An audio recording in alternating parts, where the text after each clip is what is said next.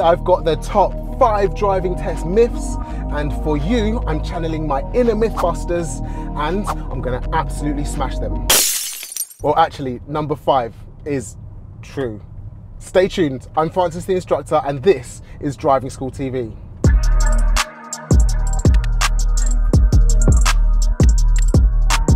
Number 1 is something that we hear regularly in the DMs. Do driving examiners have a pass quota? Do they have to fail a certain number of people every day?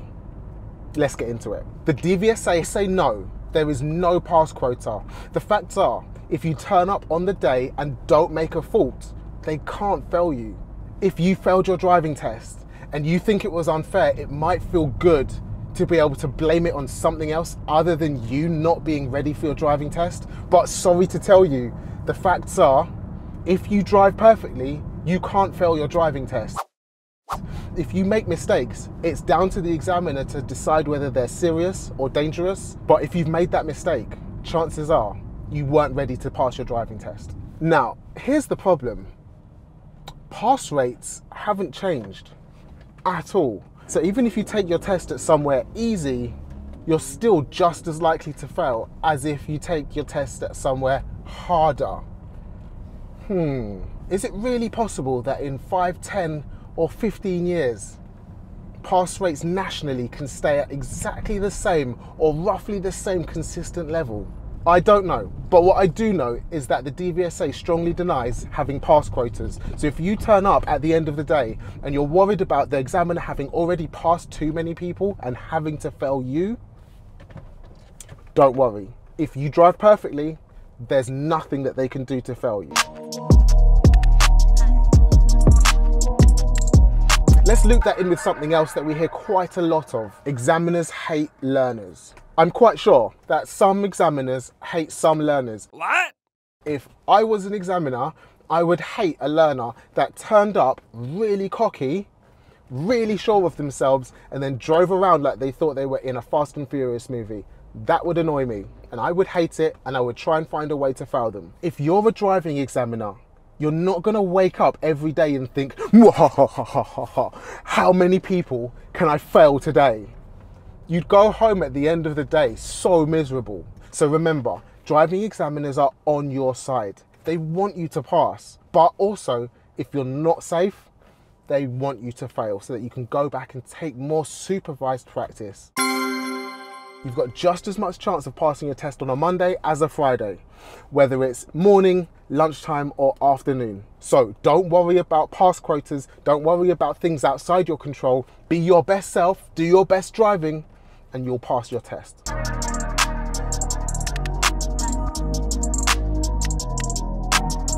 Myth number 2, if you stall the car, you'll fail your driving test. Now, okay, sometimes yes, and sometimes no. Let's get into it. A stall will definitely earn you a driver fault because it's a mistake. It's not how you intended the car to behave, but it's how you recover from it and the circumstances around the stall that are going to decide whether it's a fail or a minor.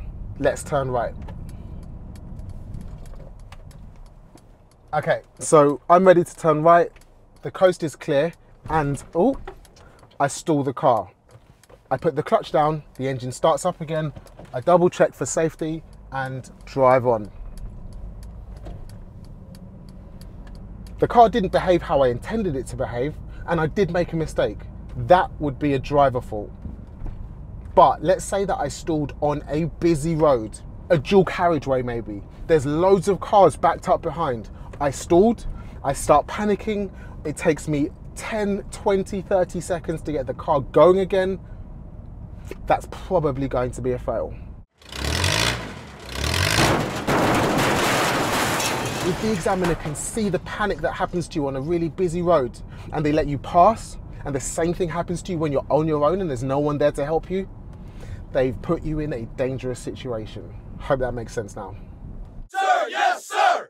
Here's my 3rd myth to bust, and this one I see a lot on mock tests.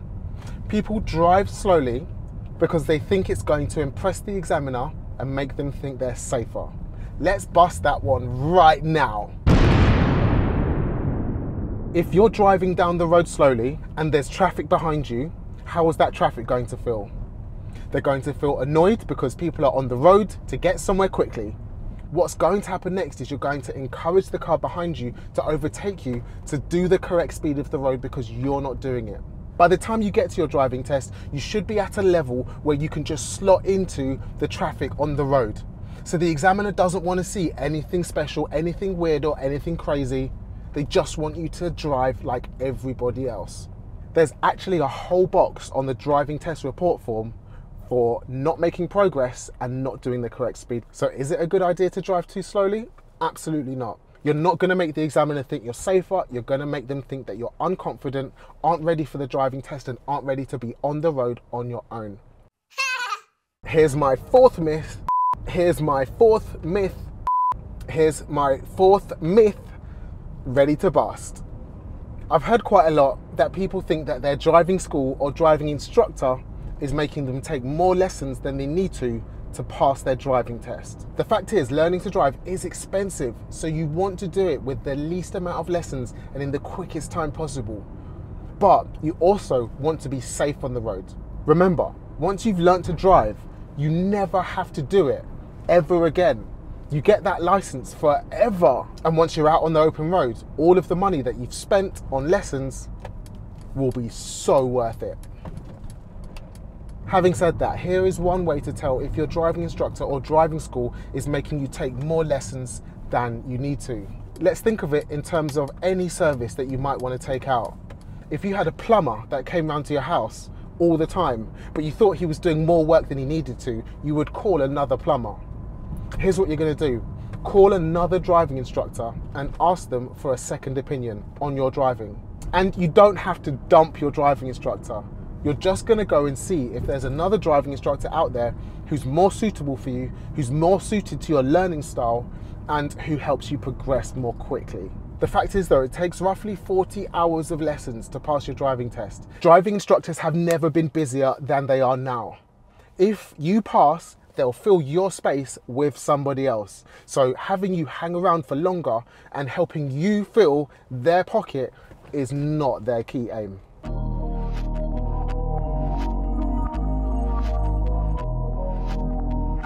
And here's the last one. Here's myth number 5. The driving test is harder to pass now than it ever was. That's true. When the driving license was first introduced, there wasn't even a driving test at all. You could just apply for one like a passport. And when the first driving test was introduced in 1935, it was voluntary. Fun fact, the first person to pass that driving test was called Mr. Bean.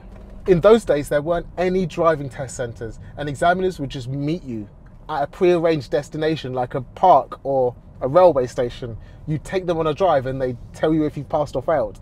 Safe to say, they were only trialling driving tests, and once the trial had ended, they brought in compulsory driving tests later that year. If you're still not convinced about whether driving tests have got easier or harder, before 1999, the car that you take your driving test in didn't even need to have a seatbelt fitted, a rear mirror, or have a head restraint. So, yes, driving tests have got harder over the years, for sure. The driving test that your dad took is much, much, much easier than the driving test that you're learning to take. But we're here now, and this is the hand that you've been dealt. So, practice hard and pass easy. Let's stop here. Hope you found those myths useful, and I hope that's put a little bit less stress on your driving test journey. If you've got any more myths to bust, pop them in the comments, or if you've got anything that you're worried about that you think might be a myth, let us know. We're always in the comments with you guys, commenting back. If you found this content interesting and useful, don't forget to drop a like on the video so YouTube knows it's good and recommends it to other people so it can help them too. While you're there, hit the subscribe button so you get all of our videos, hit the notification bell so you get notified about when we release new uploads, and I'll catch you in the next video. Peace.